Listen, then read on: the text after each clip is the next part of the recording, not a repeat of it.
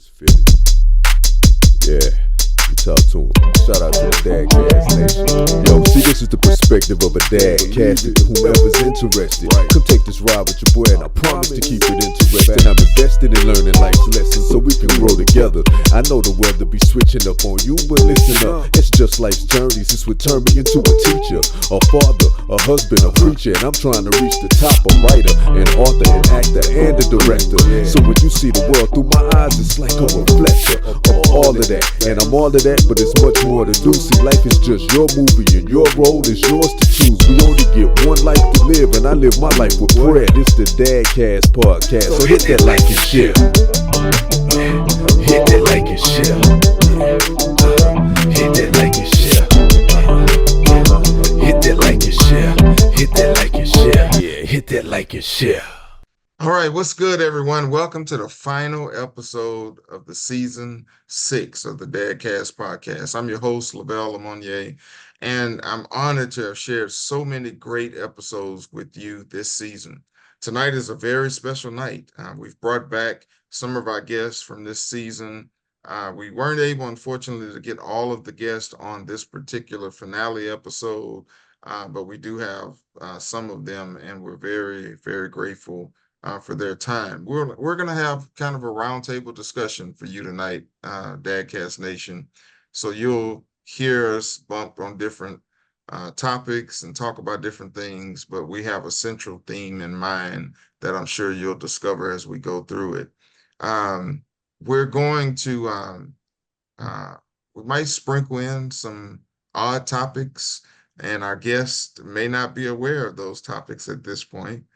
I did give them some information, but I didn't give them all of the information. So we'll definitely try to have a little fun and deal with some very serious topics as well.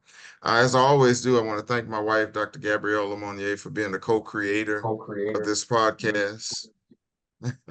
And I certainly want to thank the DadCast Nation for your tremendous support through these 6 seasons. I'm hopeful that we've all grown together since the first episode in season 1, where I came on solo and I discussed the topic of hustling in the pandemic. That was my very first season 1, episode 1 topic. And now as we get ready to conclude our 6th season, I'm extremely thankful to each of you, DadCast Nation, for coming along on this ride. Now listen, tonight, for the first time ever on the DadCast Podcast, we have an all-star lineup in this roundtable discussion. This is kind of like when you watch reality TV and they bring them back for the big finale episode. This is like that without the ratchetness and without the drama, so to speak. But it is an all-star episode nonetheless. First off, we have a clinical psychologist and business owner, Dr. Cynthia Campbell Palmer. We have a dynamic singer, songwriter, and a proponent of mindfulness, Miss Jessica Rice, aka J Rice 3. Is that correct? Did I say that right? You're close. You're already throwing out my Instagram handle, so it's J Rice. But you can find me at J Rice 3. You're ahead of me. We have mental health professional and cancer survivor, Mr. Darrell Barrett Jr. Our next guest is Mr. George Pitts, a respected life coach and financial expert. Mr. Matthew Markley, who is an advocate for fentanyl abuse awareness, one of the most passionate people I've ever met, to be honest with you, and I call him a parent survivor. And then we were supposed to have on with us Mr. Maurier Turner from the OWN Network's Ready to Love franchise. So in case he pops on before we finish, that would be the other guest that may come on. DadCast Nation, help me welcome these amazing individuals to our season 6 finale. All right, welcome. Thank you again to each of you for taking time to be a part of this finale episode. I'm going to jump right in, and we'll feel free, when you're called upon specifically, to give us a little bit about what we discussed in our particular episode, if you'd like. But I'm going to throw this first question out there. The first question I'd like to pose is, and anybody can answer this, is mental health awareness still a taboo topic? And you can't say yes or no alone. Is mental health awareness still a taboo topic? You know, as a layperson who has kind of been through it, I'm learning that it really isn't. It I'm happy to hear that people, particularly men, seem to be a little bit more willing to discuss matters of feelings and mental health. And I think we're moving in the right direction. We're definitely not there. But I think if we look at it objectively between now and maybe 20 years ago, I think there's a pretty pronounced trend in the right direction in my observation. Dr. Palmer, what do you think? Do you see it as taboo in your profession? You work in the field, so what do you think? I agree with what Matt said. I think that definitely we've made some strides, but we have a ways to go, significantly have a ways to go with how we address mental health, how we stigmatize it. We still have a lot more work to do. I do still find, even though I have quite a few clients who come and say, I'm ready, I want to get some help, I still have some who are very much like, no, I don't need to do that. For whatever reason, they're going to go to different places. You know, all I need is my prayer life, or I'm not crazy. So I think that we definitely have made strides, but we still have a ways to go. We still need to be able to get to a point where, as a whole society, that not only do we destigmatize mental health, but that we provide access to it to everyone who needs it. Yeah, absolutely. And Mr. Barrett, you work in the mental health field, and what is your take on, is it taboo? You work with a lot of men, if I remember correctly. Do you think men are particularly still shying away from the topic of mental health? I just think they could be talked about more, so to speak. So, but for the most part, I think now, depending on the setting and things of that, I think men are more open to it. I think one of the things that we have to deal with in this profession, especially in mental health and licensed professional counselors, that we have more men in that field. Men feel a lot of feel comfortable at times talking with other men about certain issues that they might not feel comfortable talking to a woman about. So the lack of that we see in the field kind of also disturb men from going to counseling. I'm not saying that in all cases, but in cases, we do see that. And just this field in general needs to be promoted more, in a sense where we just we go. And I think it's really, really important, especially when we dealing with issues in, low income areas and things and that sort. So I think we need to look at that for sure. Okay, Mr. Pitts, let me volley over to you for a second. In your work as a life coach and helping people getting their finances together, I'm sure that there's a stress level associated with, trying to turn your life around. If you're, working with a life coach, or turn your finances around, how do you see that in your area as far as mental health goes? Well, I think from what I see, a lot of people in my area, they don't make the connection that sometimes their behaviors from a financial perspective and different things that they do are mental health related. They try to make it seem like they're not one and the same, or that one isn't the cause or the effect of the other. And what I've noticed is that it has a lot to do with their mental health. And I think the part for me, being on the side that I am in with coaching and everything, I think people look at mental health as some people go and they talk about mindset, like, oh, you need to change your mindset. You need to change your mindset. So some people determine that as, oh, I need to change the way that I think. And they think that has so much to do with mental health. When in my opinion, I don't believe that's the case. Mental health and mindset, they have pieces of each other, but they're not one and the same. And so I think for me, some people, they feel that it's not a mental issue when it comes to finances. And some people don't believe that they actually have a problem. They just feel that, oh, if I have more money, my mental health problems will go away, or my financial problems will go away. They think it's something else just so that they can kind of block that whole mental health thing. And so I think that on the financial side, there's a lot of opportunity for us to really impact more people if people do see the connection between the two. But like some of the others said on the panel, I still think we have a long way to go, because so many people don't like to look at some of the problems that they have, even outside of finances, are a lot of times a result of some of their mental health that they have, because they're using it in a way to like distance themselves for something, or conceal something, or keep from addressing something. And that's usually, if they go and speak to someone, they can see why they're having spending habits, why they're always constantly needing to do certain things that cause them to be in a financial situation, because it's keeping them from the real issue that they're not wanting to address. Okay. And Miss Rice, Jessica, I want to kick it over to you for just a minute. So you have kind of a dual role. You're a creative as a singer-songwriter, but you're also in the corporate space. So, and you're a female in the corporate space, and I guess for that matter, in the entertainment industry. So how does mental health awareness and just overall mental health play into your perspective in those spaces?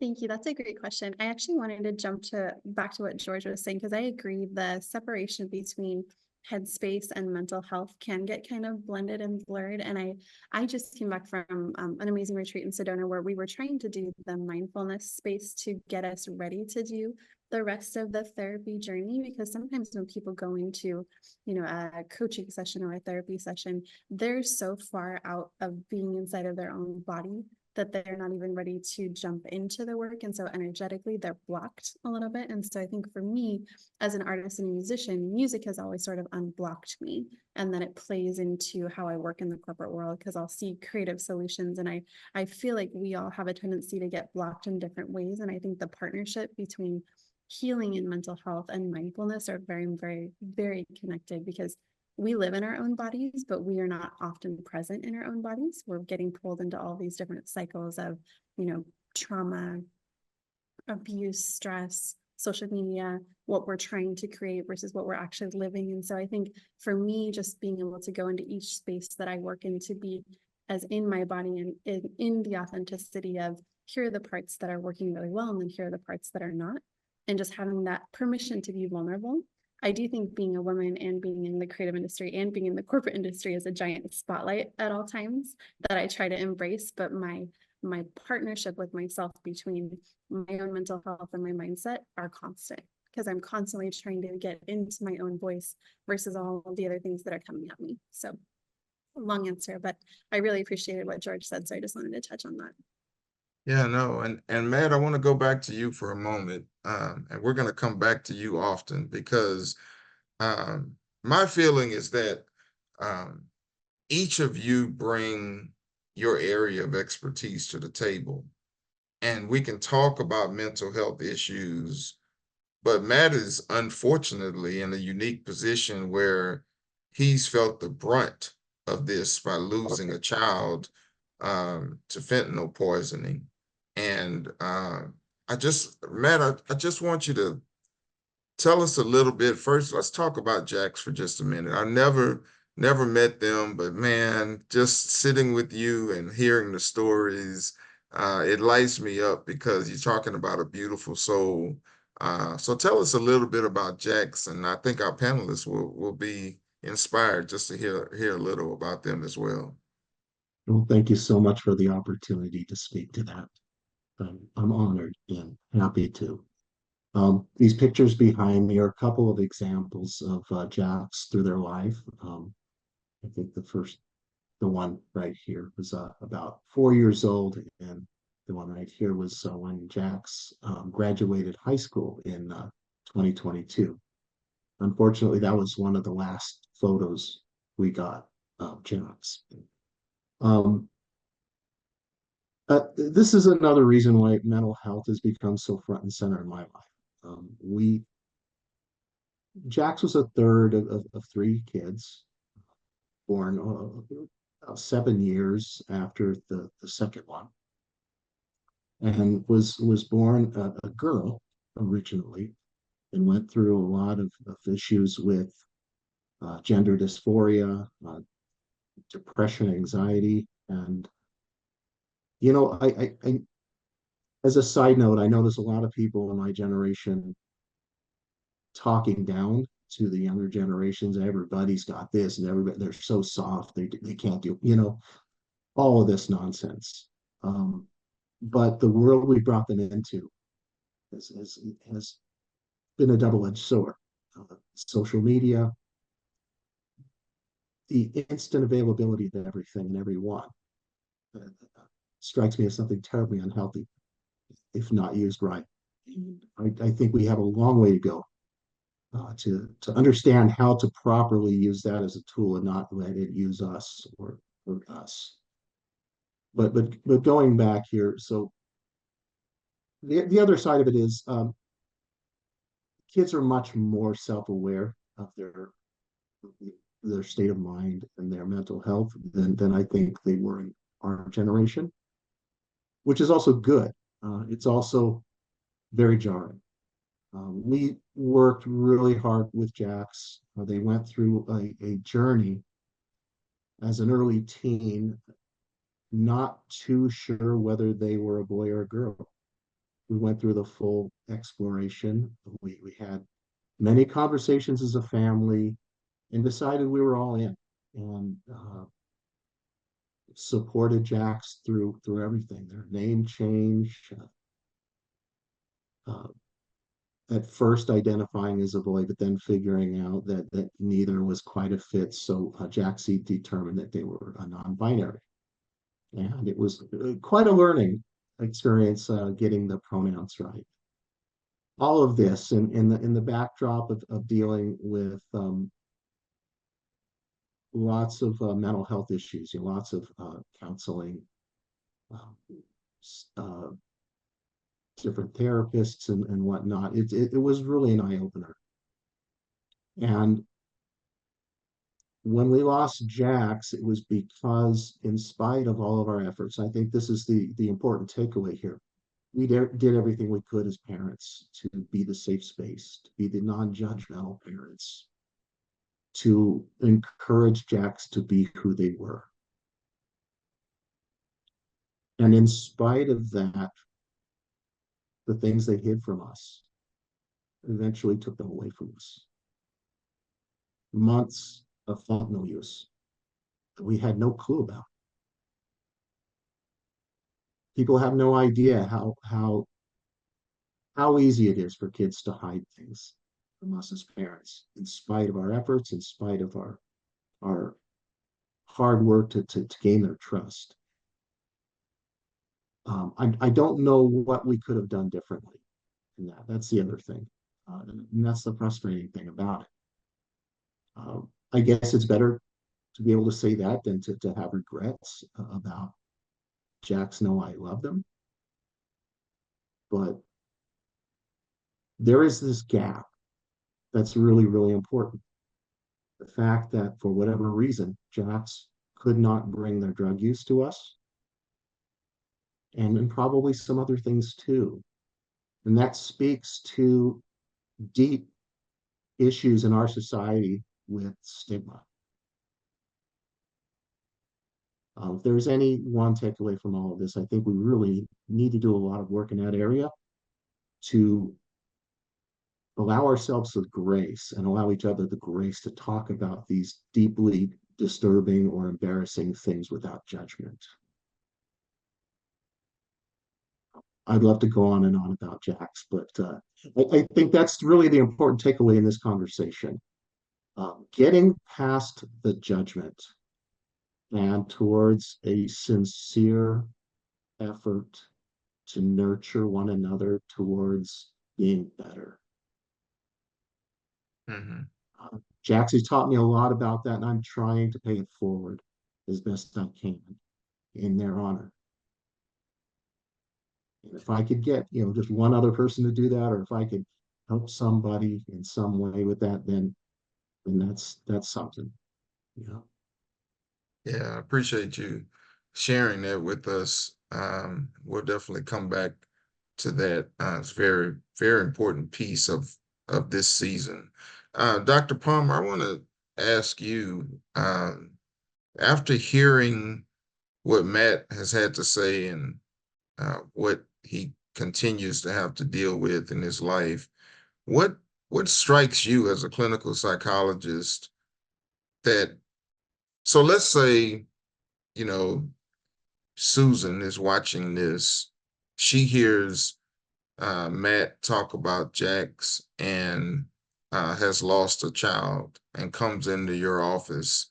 How do you begin to handle that? I know you can't give us a whole session, but just what are your first thoughts, your first inclination in trying to uh, address that kind of situation? The situation around losing the child, or the situation around being concerned about their child, or Let's both? just talk about losing a child Mhm. just from you as a clinical psychologist, from your perspective. That person walks into your office, because I'm going somewhere with this in a second, but just I would like to hear your thought. Just initially what I would do, it's interesting because I have someone on my caseload who has lost a child very tragically, very, very, very publicly. And so part of it with beginning with that person was, and beginning with any parent, is allowing space. So really, there's no clinical intervention immediately, no therapeutic, nothing like that, because they are in a place of uh, so much despair that there's not going to be much of that clinical, like those theories that I've learned and things like that in that initial session. So the initial session is they come into the office and they tell me the story, and I hear them and I allow them the space. Because so many times in this parent in particular would say to me, like, they never got a chance to really talk about their pain because people aren't comfortable with pain. I don't know, Matt, if this resonates with you, but like, so there was instantly, so for those who were religious, oh, God has a plan, and this is all part of his plan, which is not the thing to say to a parent who has lost their child. The other thing is people, well, you're going to get over this. You got to move forward. You got to be strong. All these things that people tell these parents who have their nightmare living. This is their nightmare, that they lose their child. So I allow space. I allow space for them to express, be mad, be angry, cry. I've had people cry the entire session. I allow space. That's the initial thing that I do before I go in and start doing the intervention, start telling them all these things. They need space, because often many, especially the one I'm thinking of right now, never had that opportunity to just actually say how they feel, what's going on, because no one had enough, there wasn't enough comfort for them to be able to express that to others. So that's what I would initially do. Oh, Matt, you're muted. I want to hear this. Sorry. If I can add one little thing. First of all, you're spot on. And we were very, very fortunate to have a therapist who understood all of that and simply gave us the space to express ourselves. Not offering advice, but that's a whole nother conversation I'd really like to get into, how you give and receive advice to somebody in that situation. This is something I've also learned a lot about and reflected on. But I think the thing that people need the most, having been in that space, is just validation that what you're feeling is okay. You deserve all the room in the world to say what you need to say and not be judged for it. Because this is a really hard to understand and fully comprehend state, even for the best of therapists, unless you've been there. So that simple acknowledgement is golden. And I'm really thankful to hear that from you, Dr. Palmer. Thank you for Hey, adding that. Yes. Yeah.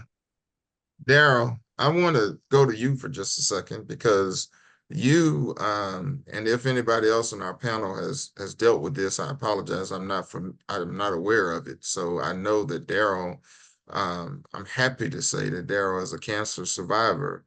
And we talked some about the mental space and the mental journey that you had to go through while dealing with that.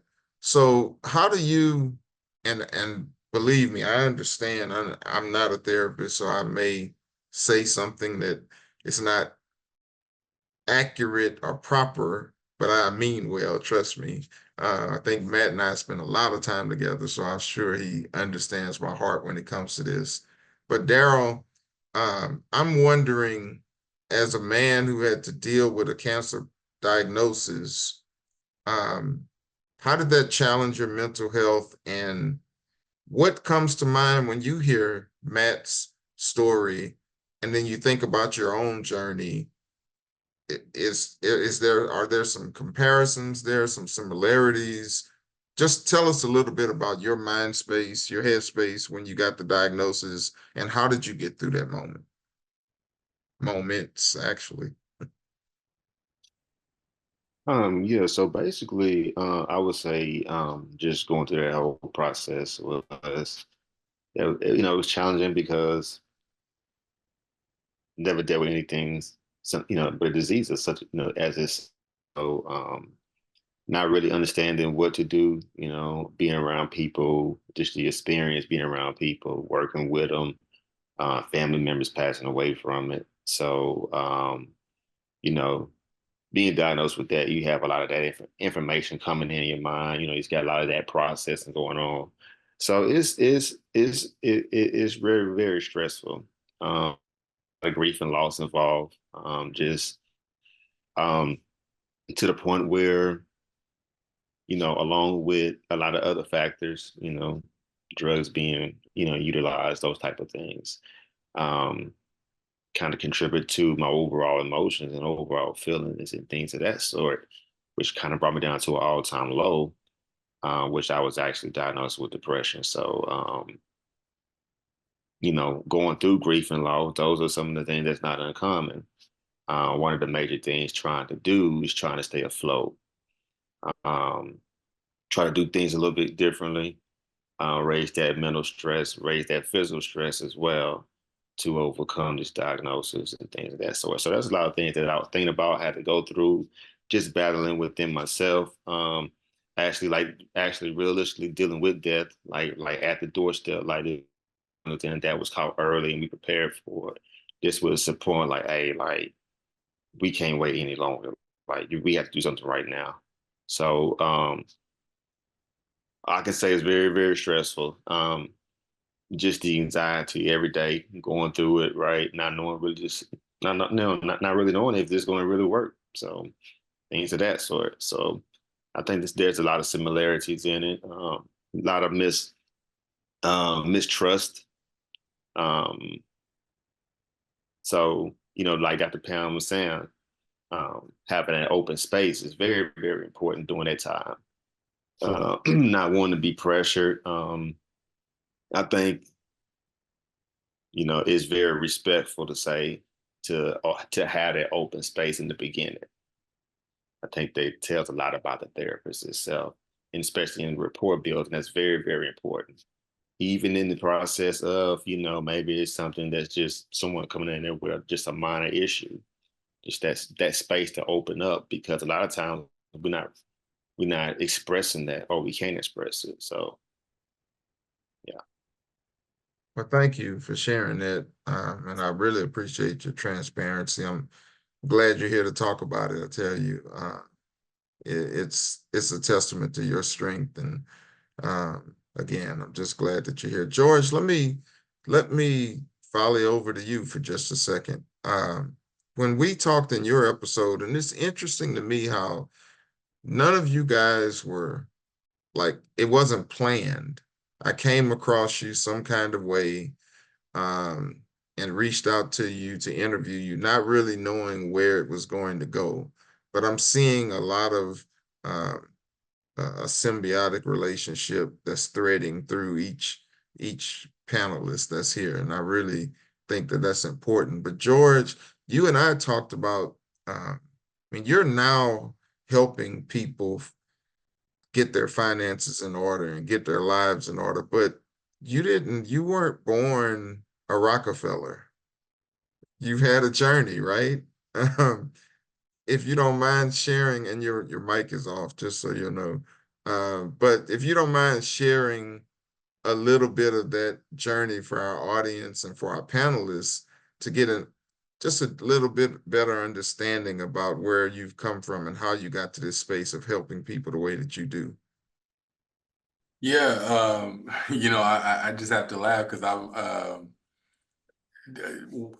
was far from a Rockefeller, right? And I'm laughing because one of my favorite books is What Would the Rockefellers Do by Garrett Gunderson. So I was just sitting here laughing because I've actually modeled that in my own life. But just to kind of take you a little bit through, kind of my journey. My journey just started with behaviors. I wasn't taught about finances growing up. Finances were very scarce. We were on public assistance. I was raised by my grandmother. My grandfather, who was, a lot like a father figure to me growing up, had passed away when I was 9. My father was, in prison for most of my young life up until I was 15. So I didn't have a lot of like influence, especially in the area of finance. I think the biggest thing that we were taught by our grandmothers, just always have your own money before you go anywhere with anyone. You never want to, depend on someone to buy you something or take care of your lunch or dinner. Always make sure that was probably the extent of it. And so for me, I think what it was me seeing, again, I was raised by my grandmother. We was in a 3-bedroom home with one bathroom. But I think the eye opener for me growing up was seeing how many cousins and uncles and aunts that would continue to come back and live with grandma on top of all her other grandchildren, myself, my sister, other cousins that lived there as well. And so I just remember thinking to myself, as I got older, like, I don't want to live like this. I don't want to be someone that's constantly waiting on a lawsuit or someone to hit my car. So I could, that was the lottery for some people. And $10,000 or, a couple $1,000s is a lot of money. I didn't want that to be mine. So I made a commitment to myself when I left for college that I would not go back home. Whatever I had to do, I'd make sure I would not go back home. But that created another problem because I said whatever I had to do. So if I had to take out loans, if I had to, write checks because I wasn't used to writing checkbooks, and different things of that nature, that's where it kind of had started to be a little downfall there because I didn't know how to manage money. So if I was using money that was supposed to go for rent or for car payment, I would go and borrow it from somewhere else, rob Peter to pay Paul. And before I knew it, I had more debts than I had income coming in. And so when I got married, just kind of fast forwarding, we were starting to go through that same cycle. I don't know if you guys heard of the check cashing thing where you had to write a check, they give you money, you go back and pay money. So we got into that cycle. And I remember saying, okay, enough is enough. And I sat my wife down. I said, look,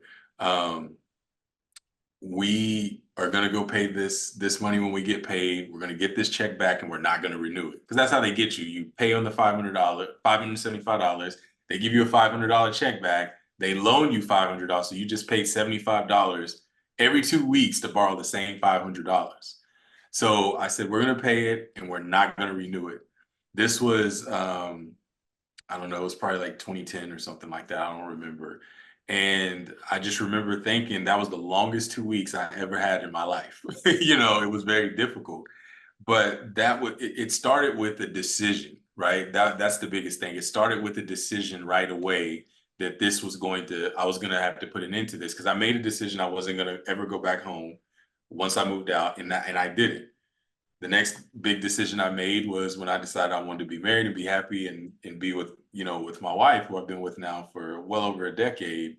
Then that next decision was we weren't going to be living paycheck to paycheck, bank credit, and all these other things like we were doing. And so once we did that, it just continued to be just a series of sitting down, making a decision, and sticking to that. It's one thing to think about something, but it's another thing to actually say it, write it down, and commit to that something, right? And again, that goes back to, finding out what the problem is. And so one of the things that I did, I don't know if I talked about this in our episode, was I found out that our job had EAP, which is Employee Assistance Program, and you got 3 free sessions with a therapist. And I went and saw a therapist. And that was probably one of the best decisions I made, because I learned so much about myself on how I was always trying to prove people wrong about who I could become. So I would do that in a way to where I would excessively spend on something that I didn't need, make myself look bigger than what I was, all these different things. So once I learned that, they were like, look, George, you didn't go back home. You're married, you got a good career. You've never been in prison. You don't have a record. Like, you've outdone what people expect for you to do anyway. Anything you do now is just a bonus. So why are you still trying to prove something that you've already proved over and over again? And so once that took place and it clicked, that's when I was like, okay, I don't need to buy these nice shoes. I don't need to have these cars. I don't need to do this. And so I just started living frugal, and not frugal in a bad way, but just living within my means and building up ways to where we can save, or then I started learning how to invest. And then we got into real estate. Then I started a business, and then it just continued to evolve. And now my life is at a level that I didn't even think it could get to. And I'm helping tens of thousands of people, all because I don't feel like I have to prove to anybody anymore that I'm not going to become something that I already decided I wasn't going to, and haven't become that in years. But it took for me to understand that's what the problem was, as to why I was having that, that thing from getting to where I was and getting to the next level, which is where I'm at today. So once I kind of removed that and saw what the problem was and what it is that I was doing, because I didn't see that at all, right? It helped me a lot with understanding where I was coming from, but now being able to help others in those areas as well. People feeling guilt for always giving money to their family members because they feel guilty when they say no. Oh, you've changed, or you've this. So just being able to talk to them through that, because I had to go through a lot of that myself, saying no to people, not coming around as often because, I didn't want to be influenced by certain things and all that kind of stuff. And you get labeled something by family and friends when you start to change. And the whole point is, I learned from my therapist as well at that time, is the whole point, George, is for you to change. You shouldn't look at when someone says, oh, you've changed, as a bad thing. The whole point of you going evolution, right? Right. The whole point was for you to change. If you're still the same person that they know when you left grandma's house 10, 20, 15 years ago, then what have you really accomplished? Versus if you are different every time they see you, but you're different in a good way, you're not worse than when you left, then that means that you are accomplishing something, and they feel like, okay, this person's out of reach now because they're not the same person I am. I can't influence them the same way. I can't say certain words to them. I can't just borrow money or guilt them into doing things that is, that's creating a behavior with me. And so once I understood that, it was something that was a turning point for me, but it's also helped me help so many other people through that process as well. Thank you. Jessica, I'm going to go to you in just a second, because I feel like I'm back in college, and I'm learning about Maslow's theory of hierarchy. This is all about self-actualization, it seems like. Each one of you seems to have, experienced some kind of space like that. And I want to, just for the audience, I want to disclose a little bit of me, and then I'm going to give it to Jessica, because this goes into mindfulness and having the right attitude and overcoming, which each of you have talked about it, especially Matt, George, and Daryl, about overcoming things, or working through the process of overcoming things. And I guess why this is so special to me is because both of my parents were drug addicts. My dad was a drug dealer, and Was literally blown up in the car over a drug deal, and my mom died as a drug addict in South Central LA. And then I was raised by my family member, who I call my mom, and my dad adopted me, but they were much, much older and they were born in the 20s. And so they didn't read and write very well. And I just felt, I grew up with this feeling of abandonment issues. Like my parents didn't love me enough to not do drugs and not, do bad things and just take care of me and my siblings. They had to part us out to family members. And so that played into relationships, because as soon as somebody, exhibited anything that was an abandonment sign, then I was ready to shut down and not be a part of it, because I didn't want to deal with abandonment. And when I went into the military, I learned more about relationships and forging solid relationships, but they were still centered on a connectiveness, that we were soldiers and we had a common theme and there was an enemy out there. And so we connected around that, but it still messed with my head, to be honest with you, a lot. And while I was naturally gifted in a lot of things, it wasn't enough for me. Like, it was never enough. I always wanted more. I wanted to be the best, to prove that somebody could want me, is really what it boiled down to. I wanted to be wanted. And I know everybody can say, we have that feeling, we want to be wanted, but it's different when you have trauma, as you guys know, trauma that causes you to feel a certain way. And sometimes it's almost uncontrollable because of your experience that you've dealt with. And I had to learn, and I'm still learning, and I've been in therapy as well for anger issues, and because I would just fly off the handle just off of one word, could set me off, and being very mistrustful and all these things. But in the episode with Jessica, one of the things that we talked about around the topic of mindfulness and that helps me is making daily affirmations, not so much for it's really not for anyone else other than myself, affirming to myself the positive things about myself and my life. And, my dad, who raised me, died when I was 15 of a heart attack in my arms. My sister died of cancer. I have a brother who's bipolar and schizophrenic. I have a sister who's bipolar and is in jail. I have a sister who died who was bipolar. Like, it can go on and on and on. But I've learned that it doesn't frame who I am. And I'm saying all that to say that mental health issues, and Jessica, you can talk about mindfulness and how you think that can help with mental health challenges. But I just find that being in a positive mind frame, using my faith along with fact, like I'm a person who, I want to understand the science and I want my faith to be there as well, because I think it's necessary. But at the end of the day, I'm just a man like everybody, any other man, and I have feelings and raw emotions, and I get frustrated, and I feel sometimes like I'm not enough, and sometimes like I'm too much, and just all over the space. So Jessica, what do you say about that, and how does your practice of mindfulness, how could that help me or help others who may be relating to what I've said? And then from that, I want to go back to Matt.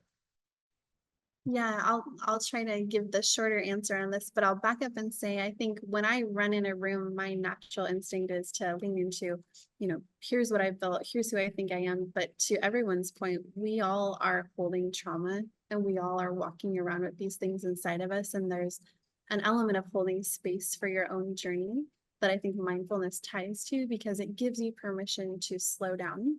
I read this amazing article actually that I reshared today about the neuroscience of mindfulness and how they pulled it from the Tibetan Buddhist philosophy of really holding that space and being in your body and slowing down and being present. And it sounds so simple, but I know it's a element of the grief and trauma therapy that I've gone through to really come and be in those moments of awareness where you are, like you said, talking to yourself differently because you're acknowledging what you've been through and you're giving yourself permission to be in that reset space. And it's so incredibly powerful to rewire your brain with how you talk to yourself, how you're showing up for yourself, slowing down. There are elements of gratitude and affirmation and connecting the dots so that you can show yourself a new message.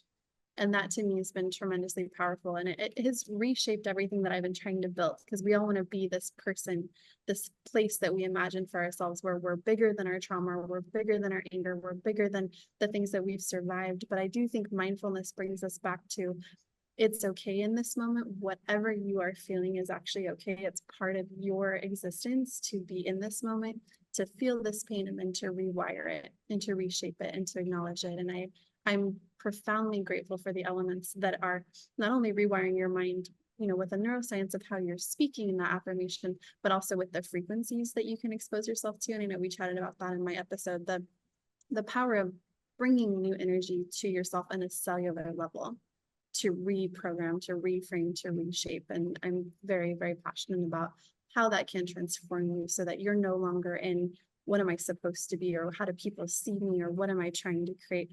I'm just in this moment with myself. And it's a very powerful place of healing. Matt, before I go to you, I just thought of something that I want Dr. Palmer to. Dr. Palmer, if you will indulge me for a moment and take off the doctor hat and the clinical psychologist hat and talk to me as an African-American woman who I'm sure has had to deal with issues somewhere in life, I would hope. Not that I hope you went through anything, but I'm assuming you've had to deal with something. How do you, as an African-American woman, sit on a panel like this and speak to either trauma or anxiety or stress non-clinically?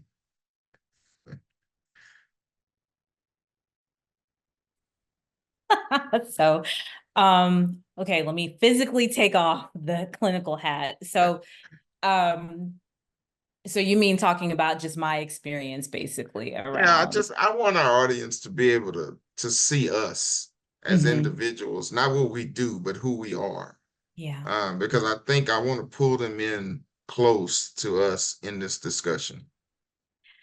I think that so speaking from an African-American woman and just, I don't know, just thinking about stress, mental health, just in general, so many things come to mind as I'm thinking about this, really. But I think the one thing that's just jumping out at me right now is just how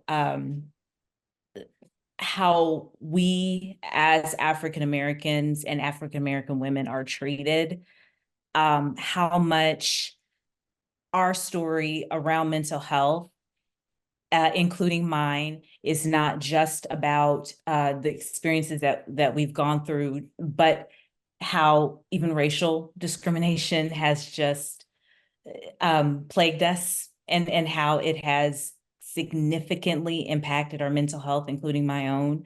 The microaggressions and that I've experienced, the racism, the discrimination, not only as being a woman, but also being an African American woman, even with having the title of clinical psychologist, I was often still seen as a little Black girl.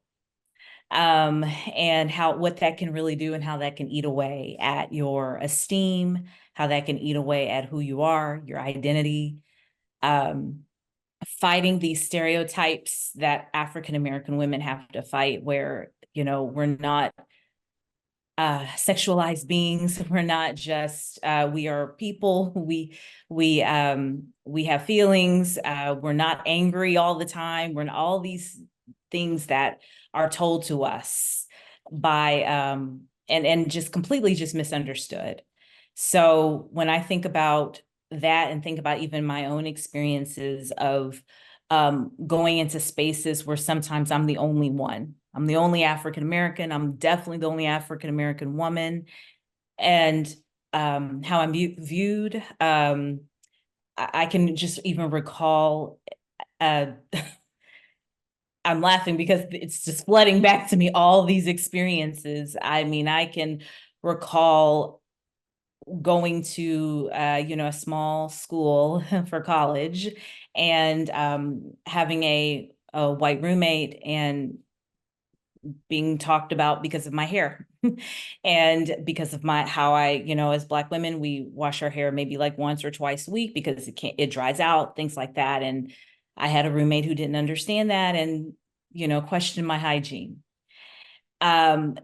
So that can really eat away at your mental health.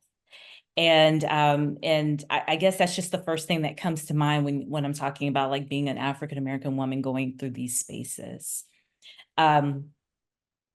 We deal with a lot. And I remember one convention I went to and listened to a webinar, or I'm sorry, it was a workshop. At that time, we were all in person, so it was a workshop, and just talking about the stress that African American women endure, that superwoman complex where we're supposed to be everything for everyone. Mother, if you're not a mother, you're supposed to be the great auntie. You're supposed to just be able to do your job, do it well, be the support for your coworkers, and then just all these things, and then be superwoman, take care of everything, take care of everybody.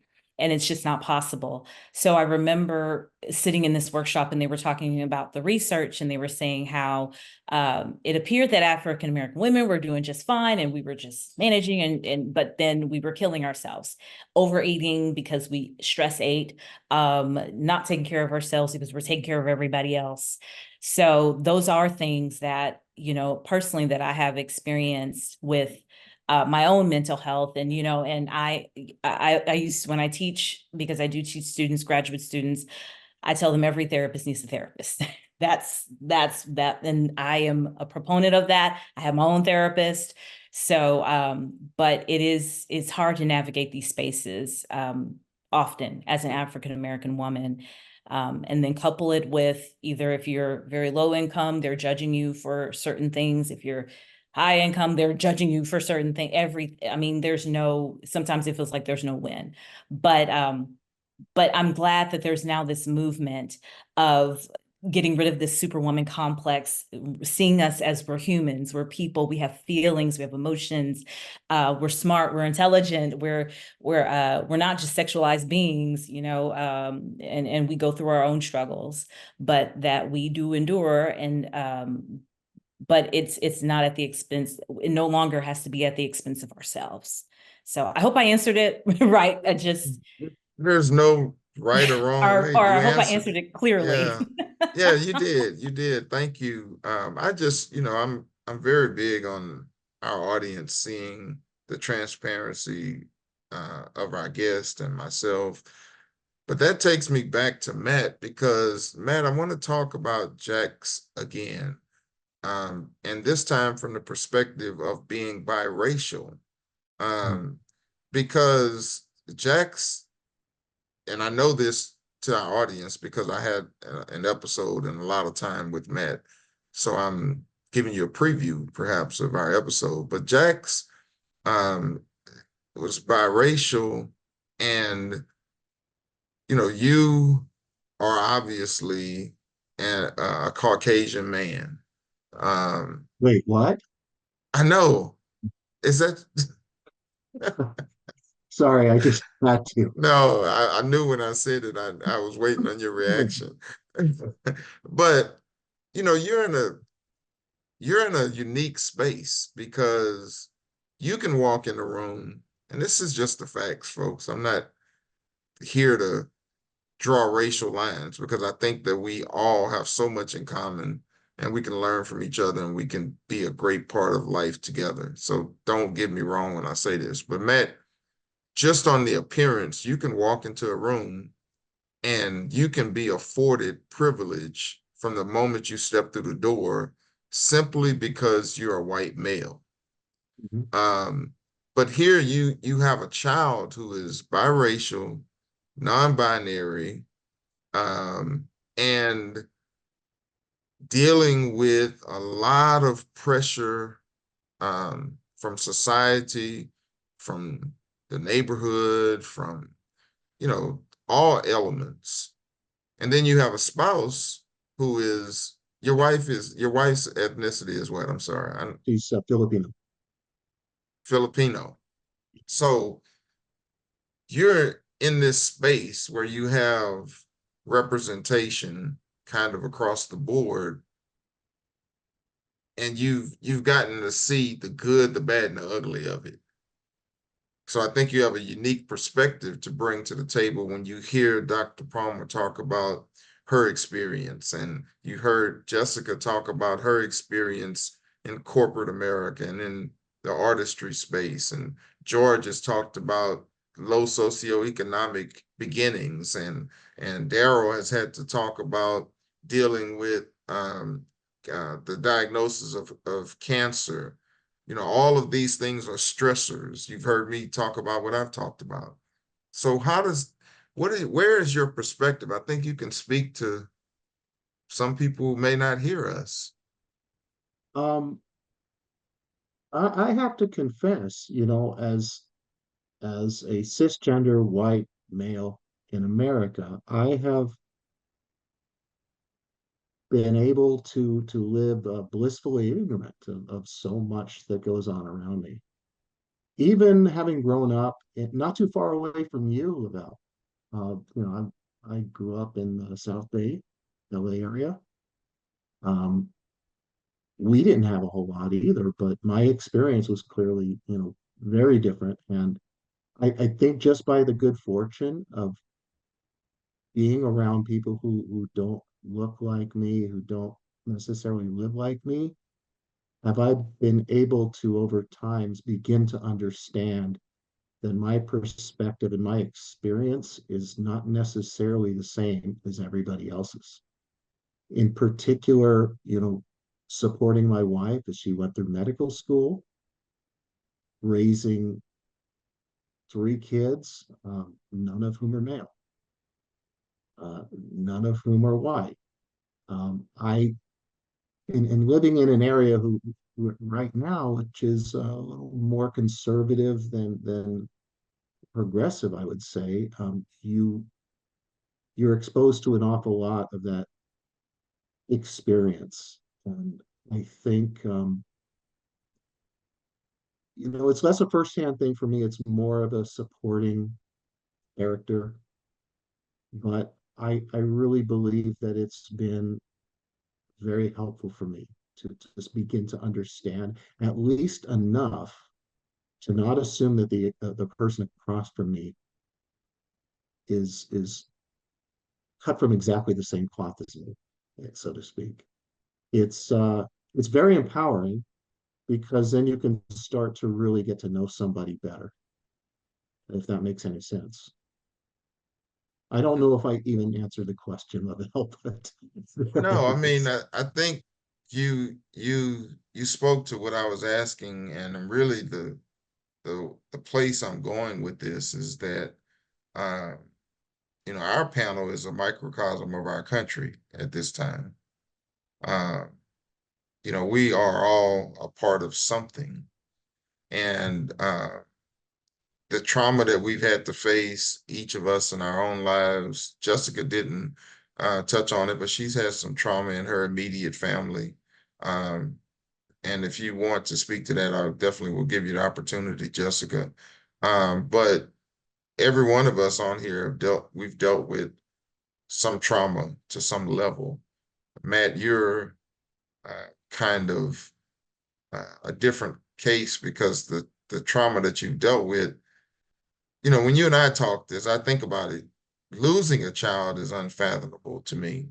But then I try to think about, and I've had these thoughts since we met, about how as a dad and a man, how could I deal with the feelings of guilt and, you know, whatever feelings I would have in that space, because I just could imagine without going through it that I would be angry at myself, thinking I could have done more. I would be probably distant from my wife.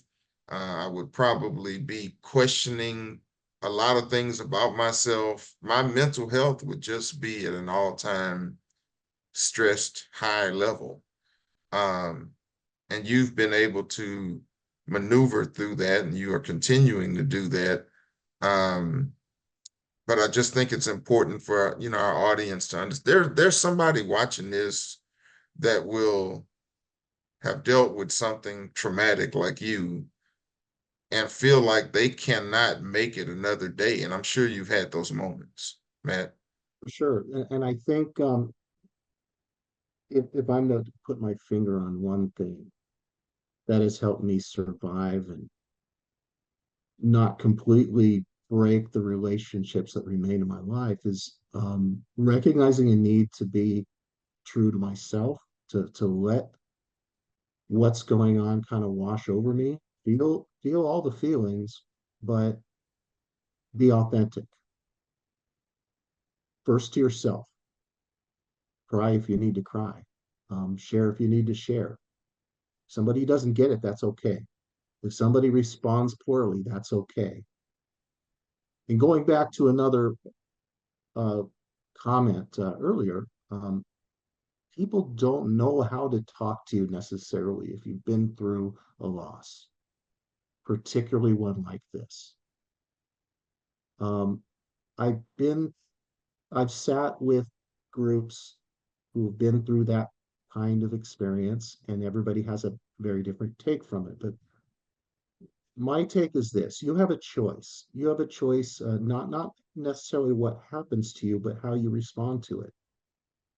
You can choose to get really upset about the brother who hasn't reached out to you, my brothers, wherever you are, or you can choose to accept the possibility that maybe they just are afraid or they don't know what to say, and they will come around sooner or later. And to that person who says, you got to get past it, you got to get over it some way or another. It may sound stupid, it may sound crass and offensive, but you've got to allow yourself the grace and allow the person across from you the grace and the benefit of the doubt that maybe they mean better than how they're expressing themselves, because we've all made the mistake of saying the right thing in the absolute worst possible way.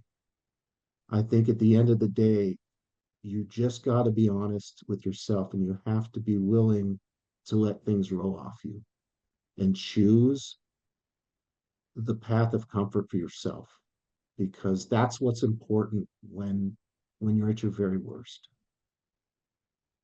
Yeah, well said, Matt. A point of brevity. Now, what did the branch say to the tree? I'll tell you, my grandson told me this: leave me alone.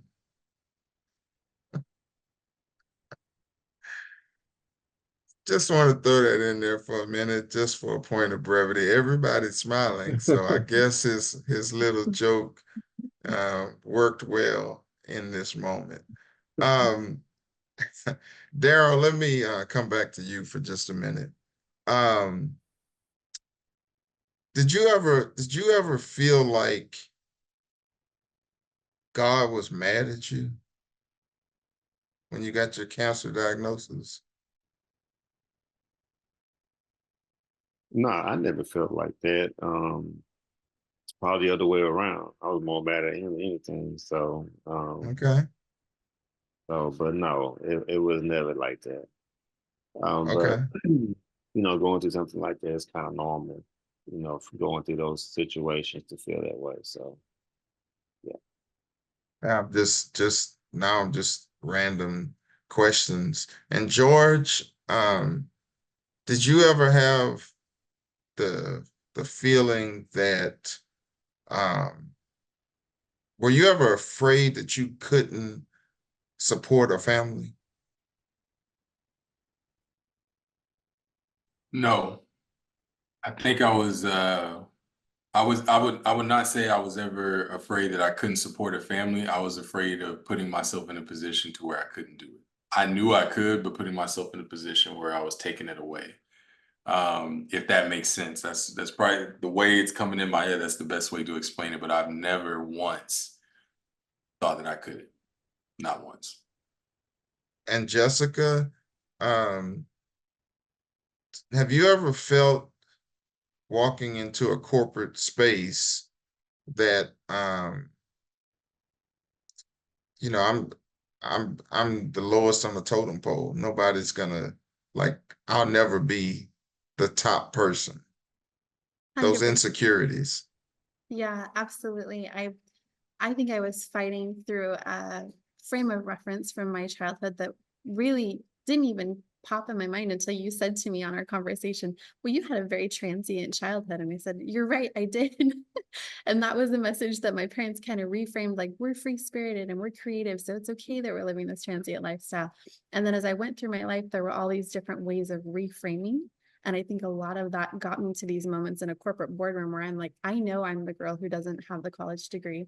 I know that I'm making less money than all of these people, but I know that there's a spotlight that's shining on me that says, you can choose to let that define you, or you can simply walk in the door and say, here's what I'm going to bring to the table. And I remember interviewing for a job with the CEO of the company and accepting the offer, and then sitting in tears talking to him when he realized that I didn't have a degree. And I actually, in that moment, I thought this can shape me, or I can shape this moment with the CEO. And I think I totally rattled his cage. He's like, well, I can pay for you to go back to school and you can get your MBA. And he was still so tied to my value being my education and what I could bring to the table for him that made sense to him on paper. But fast forward now into the career pathway that I've created, I now run into my meetings and I say, I'm going to come with creativity and vulnerability and my own rewiring and reprogramming. And I'm probably going to be outpacing a lot of people in this room because I have had to, because I wasn't going to do it in the traditional way. And I wasn't going to be enough when I walked in the door. I was going to have to prove that I was enough. And very similarly, as a woman going into the creative industry, you're told, what are you supposed to weigh? What are you supposed to wear? Don't eat too much. Don't eat too little. Like, we need you to be camera ready. We need you to look a certain way. We need you to not be too old. We need you to be younger. Like, it was just this constant methodology of people saying to me, like, here's your value, here's your price tag. And then coming back to them with curiosity and my own rewiring to say, well, does that have to be true? Because what if I believe that I'm going to come in and be exactly what you need because I'm going to work hard, but I'm also going to stay positive. When things are dropped, I'm going to reframe them and recreate them into something better, because that's how I've had to live my whole life, with this curiosity and this reframing and this, the only thing I can control in this moment is my own mindset and my own headspace, and really truly doing that even when traumas happen, like death and abuse and abandonment. Like, I can let this frame me and shape me, or I can reframe it and hold it back to the world and say, this is a piece of who I am, but I know that I'm going somewhere else with it than where you thought I would. And I'm so committed to that. Very good. Hey, who are you guys voting for in the general election? No, I'm just playing. So I'm just right. We don't I'm talk voting for the religion and old guy. politics. Oh, I'm okay. voting for the old guy. I'm voting for the new woman. So I don't know. Whoever she is, get her on the ballot. Anyway, um, moving right along. Got to keep the mood a little light because we're talking about some heavy topics. Um, a couple more things. We've spent quite a bit of time, and I don't want to draw this episode out. I feel like I could have you guys on every week, and we could always have something relevant to talk about. Um, Maybe our audience would demand that. Might have to put you on payroll or something. But anyway, um, so I think, let me see. I had some questions that I haven't even looked at, but I think we touched on a lot of them. So I don't think there's any to ask. So I'm gonna do this then. I'm gonna give you guys each maybe 45 seconds, 30 seconds if you're short-winded, 47 seconds if you're long-winded. just with some parting thoughts.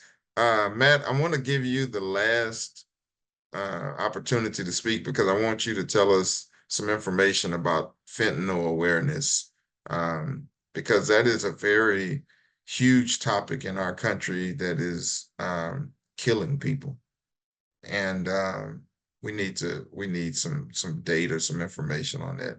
But I'll just start as I see you, Daryl. I'll give you the floor first, and you can have a little time to speak to our audience, whatever it is that you think is important for us to hear. We are all ears. I want to first say thanks for having me. And most definitely, one of the things I would like to say is that just take everything that everybody said on stage, just take it to heart. I think a lot of people were very, very vulnerable in the situation, explain their situations towards mental health and how they overcame a lot of their situations. Excuse me. And take a lot of our advice and heed. I think meditation is very, very important, like Jessica talks about.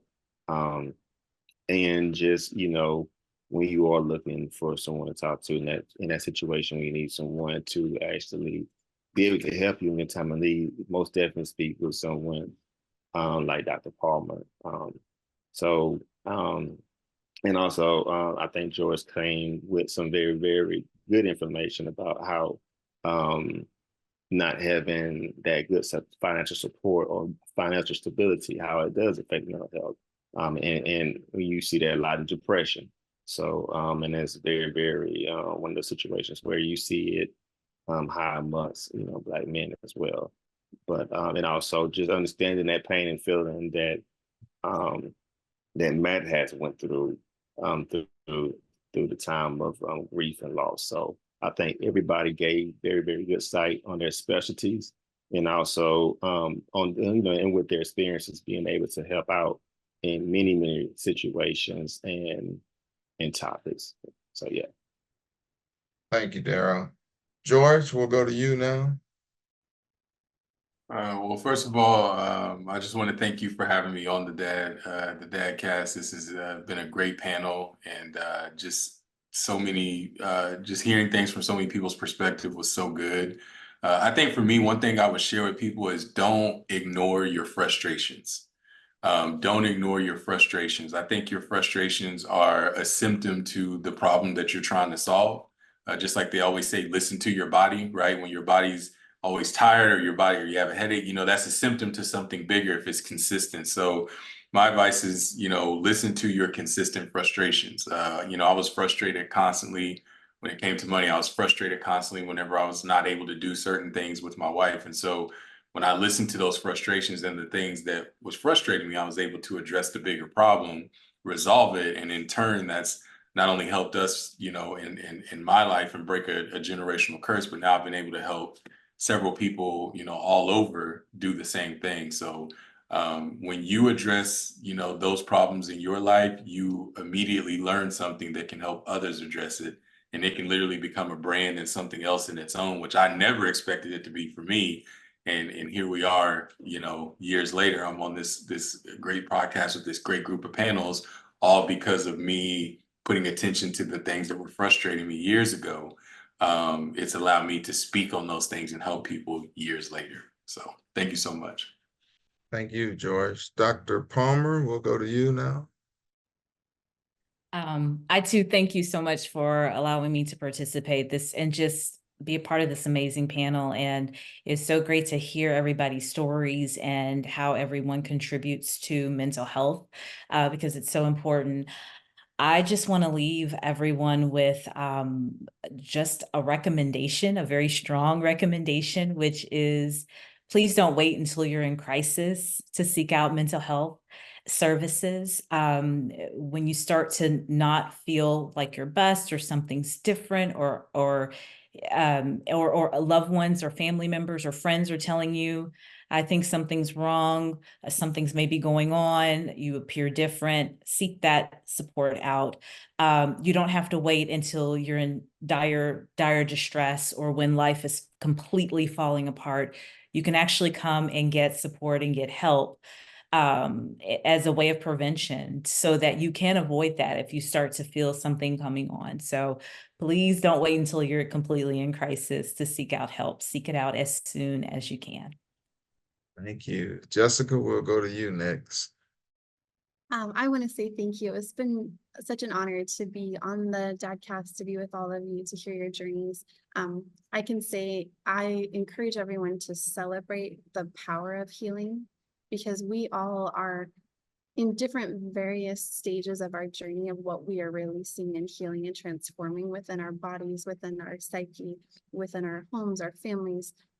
It's taken me 5 years to sit here with all of you and to say, I am physically not okay with the fact that my brother was murdered 5 years ago. That is like a heavy, heavy thing that I carry. And it's taken me this long to say, I'm not okay. And what has led to that is a journey that is transformative, where I am celebrating the fact that I am traumatized and I am angry, and I am actively waking up every day and looking at my headspace and my trauma and how I feel.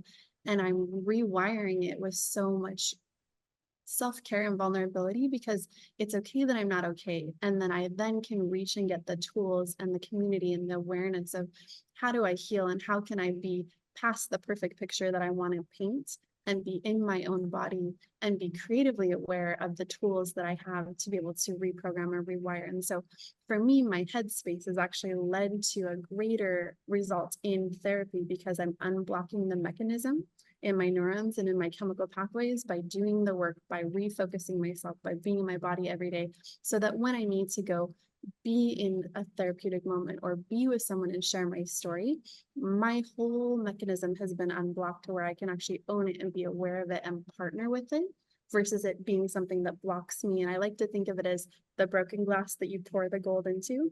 Our healing journey strengthens us. Our awareness of what we've survived strengthens us, and our ability to celebrate it and reshape it is our superpower. Thank you, Jessica. Well said. And before I go to Matt, I want to say to the DadCast Nation, a lot of the listeners and viewers that I have are Christians. And I know I hear you already with your comments. We're so judgmental sometimes as Christians. Let me just say to you that faith without works is dead. And what Jessica just described is putting the work in behind the faith. It's okay to have faith. You have to have faith in something. We all have faith in something. Every day we have faith in something or someone, higher power, God, whoever it is that we ascribe to. But whatever that faith is, if you don't put the work in, you're going to just have empty faith. And so I wanted to piggyback on what Jessica said for those of you, because I know my audience and I know some of them, oh, you just got to trust the Lord. Well, you can trust him, but you got to do something as well. You got to get up. You got to put some work in. You got to be willing to understand yourself, understand that you can read the Bible from Genesis to Revelation.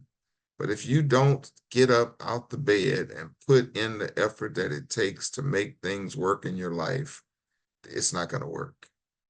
So that's my 2 cents. Matt, you're on. I got to say, first of all, thank you so very much. I'm grateful to be part of such an amazing panel. I can honestly and truly say that I've learned something from each and every one of you. So many takeaways. I could do this every day and learn. I have a feeling just learn something every time. Yeah, I want to circle back on the whole idea of, I guess, ultimately it's self-determination. Being aware of yourself, being true to yourself, not trying to be somebody that you're not. Very much to George's points, owning your situation, like Daryl was talking about with his cancer. I have a friend I just lost because he wouldn't see a doctor. He just suddenly collapsed, passed away a week later from cancer because he would not see a doctor. It's just devastating. And the other thing here is just being really authentic to yourself. I lost my child about 15 months ago. The first 6 months to a year were just absolute hell. I was livid, did not know what to do with myself for much of that time. And I'm a 50-something-year-old man. I still cry 3 or 4 times a week over it. It's real. But I know it's the right thing to do. I know that my Jax would want me to own it and wear it and make good choices as to what to do with that energy. And that inspires me to do things that I've never done, to explore curiosities. I'm now writing. I'm now doing public speaking engagements. I'm on the board of an anti-fentanyl charity. If you don't mind, I'd like to plug that. Yeah, absolutely.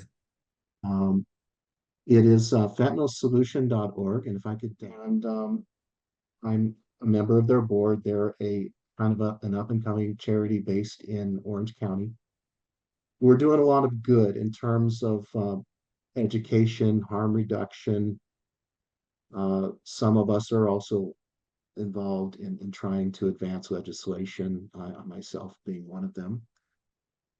Anything we could do to take what is a terrible situation, reframe it, make something out of it, because it is what it is. There's no changing that. What there is changing is how you respond. And if I can do it, I think any of you out there could do it. The one last thing that I wanted to point out is we will be. You might be able to share your screen now. Oh, okay. Oh, perfect. So fentanylsolution.org is right here. And you can learn a lot about the unfolding fentanyl crisis, some of the statistics, just to give you an idea of how bad this is. We lost reportedly about 73,000 people to fentanyl poisoning last year. Given what I have learned in the last year about how poorly fentanyl deaths are being reported and how inaccurately they're being reported, you can bet that number is in 6 digits, and it's getting worse. It is the leading killer now of our young people ages 18 to 24. It's also hitting hard on our elderly who are having a hard time getting legitimate prescription medications. There's a whole counterfeit medication angle to all of this. It's a terrible thing. I'm doing everything I can do to make sure others don't have to go through what we've gone through. And I encourage everybody to take a look and get involved in some way or another. Also, shameless plug for Jax's tribute site. That is going to eventually turn into a foundation, but anybody curious to learn about Jax and what brought me here, you could find that at jaxmarkley.com. All right. Thank you. The last thing I want to do is give you guys to plug in your, just say your social media handle if you have one and want to share it. Jessica, I'll start with you. Thank you. So as you shared at the beginning, if you want to follow music for me, it's at jrice3 on Instagram, jrice on Apple, Spotify, YouTube. And then the corporate lens for me, I'd love to connect with you through LinkedIn, Jessica Rice. And thank you so much for the time. It's been an honor. Thank you as well. George, do you have social media you want to share? Yeah, so you can find me on any social media platform at the George Pitts, THE George Pitts. That's on Instagram, Facebook, YouTube, all the major platforms. So the George Pitts or MrGeorgePitts.com. Thank you. Okay. Thank you. Daryl, do you have any social media you want to share?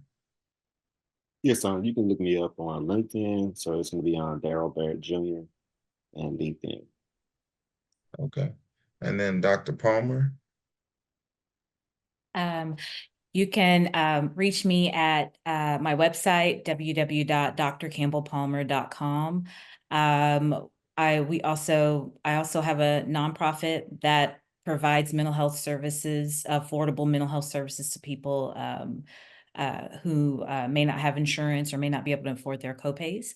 And so that's newjourneycenter.org. So that's the website, newjourneycenter.org.